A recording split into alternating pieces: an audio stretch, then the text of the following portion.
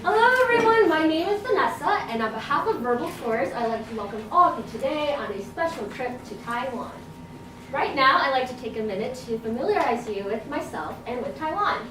So Taiwan, otherwise known as Formosa, is an island 180 kilometers east of China with contemporary cities, hot springs, mountains, and hotels.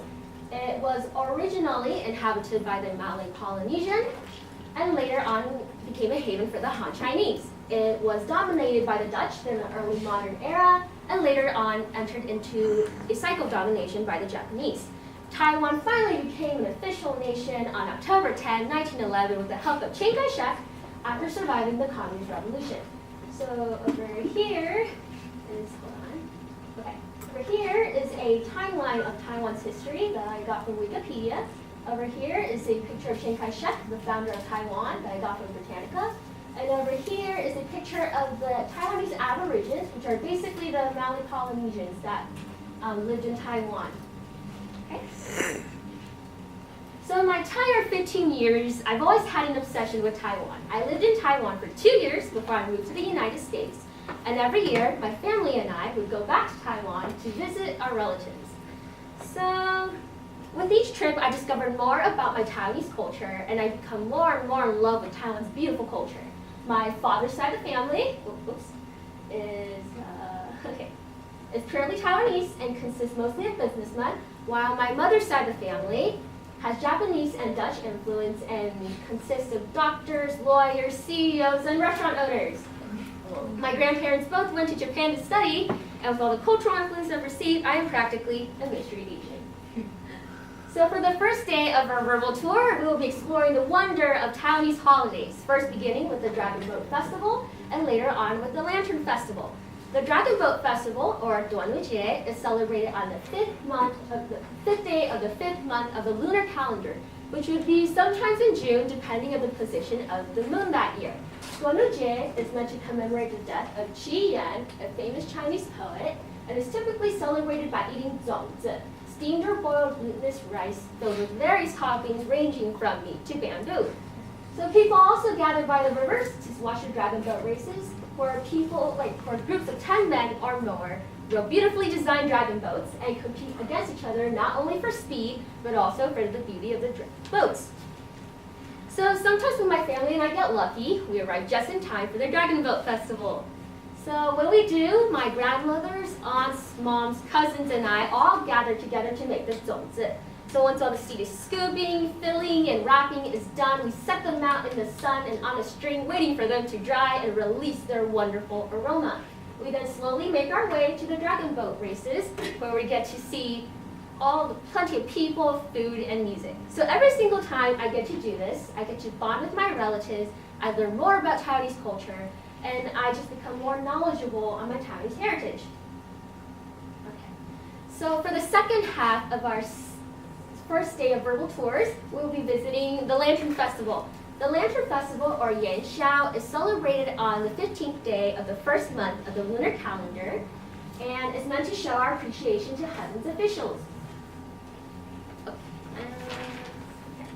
So on this special day, people carry paper lanterns, make wishes by releasing sky lanterns, pray at temples, and eat tangyuan, which are basically rice balls filled with sesame or peanut filling and immersed in a brown sugar and ginger soup. So the last time we celebrated the Lantern Festival, my parents and I all went to a temple to pray. So the temple had 20 different rooms, with each room dedicated to a different god, and then we would remember to leave incense behind after we prayed. So after we finished praying, we would enjoy the wonders of street food, and then we would stroll around the beautiful paper lantern-lit streets. So every single time I got to do this, I had plenty of family bonding time, and I also got to learn more about my culture. All right, congratulations everyone for making it to day 2 of their verbal tour. Believe it or not, food is an integral part of Taiwanese culture and makes up 60% of my Taiwanese traveling experience. So in this section, 3 wonderful dishes will be introduced: stinky tofu, beef noodle soup, and boba tea. So stinky tofu is basically fermented tofu that is normally deep fried, which gives it its notoriously crispy, airy texture and awful smell. It is normally complemented with pickled vegetables and is also added on with sesame-infused soy sauce. So my uncle actually owns a stinky tofu factory that we get to tour around occasionally, and he has educated us on all the skills and techniques required to make this dish. Unfortunately, I have sworn to secrecy and therefore cannot tell you the recipe. So beef noodle soup, on the other hand, is a noodle dish made from stewed braised red beef and beef broth. It was invented by Kaohsiung veterans during the Chinese Civil War. So my grandfather is actually a beef noodle soup fanatic, and every year when we go back to Taiwan, we would all pitch in to make this dish. Sometimes we would even drop by to our aunt's beef noodle soup restaurant where we would all go and enjoy the food. Right? And lastly, we cannot forget our wonderful, refreshing drink, Boba Tea. So Boba Tea was invented in the Taiwan during the 1980s, and is a milk and tea-based drink. It consists of boba, which is tapioca pearls that are made out of yuca, sweet potato starch, and brown sugar. It comes in many different kinds of forms and flavors, and you can also add fruit into it.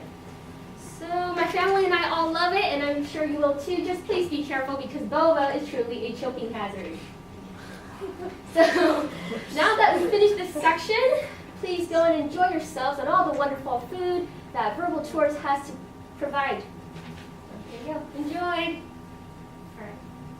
So well, folks, we only have one more day left to explore Taiwan, and I would like to take this special day to introduce you all to the daily life at Taiwan. Life in Taiwan is extremely noisy with its 23 million population, buses, and motorcycles. The streets in Taiwan are very narrow, and they're all covered with street shops, vendors, shops, etc. And they have a lot of traffic lights, but they're only up there for show, so please do be careful when you're crossing the streets.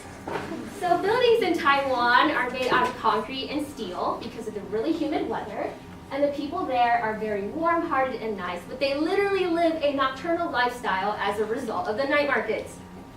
So in rural Taiwan, there's plenty of majestic tall mountains, beautiful vibrant fields of flowers, antique trains, and beautifully designed vintage shops. So life in Taiwan is simple and sweet with its own distinct signature.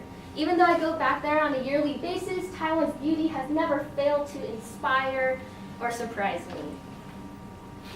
So visiting and learning about Taiwan has affected me in a lot of different ways.